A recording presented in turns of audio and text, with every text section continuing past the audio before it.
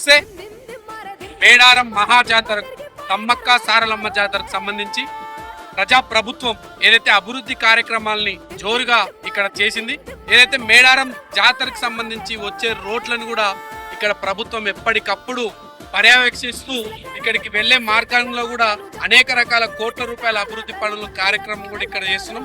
మనం చూస్తున్నాం ఇప్పుడే అభివృద్ధి కార్యక్రమంలో కూడా నిమగ్నం అయిపోయిన ఇక్కడ ఉన్న కార్మికులు.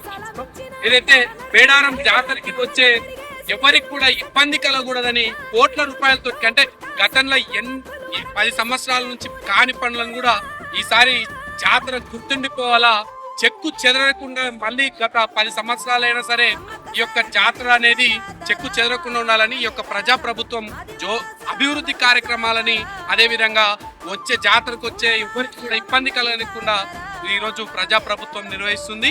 ఆ విధంగానే ఈరోజు ఈ రోడ్లను కూడా మనం చాలా సుందరీకరమైన రోడ్లను కూడా ప్రజాప్రభుత్వం ఏర్పాటు చేసిన విషయం కూడా మీ అందరూ తెలుసుకోవాల్సిన అవసరం ఉంది.